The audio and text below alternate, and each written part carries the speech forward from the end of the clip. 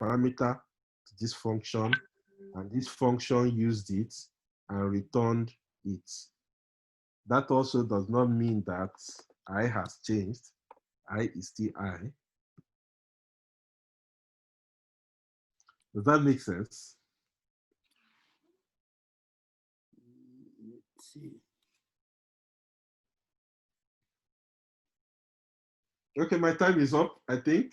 If you have any questions, email or in our next class. Our next class is going to be a breeze, so please come prepared. I would send us an email on the things we should read up and the things we should have installed on our box, because we'll no longer be using this website for that. Thank you all for your time.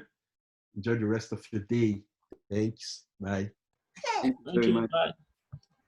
Thank you.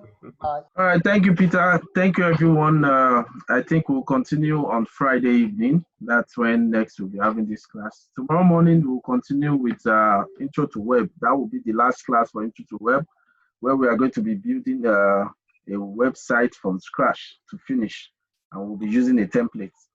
So be ready, and we can go through that together.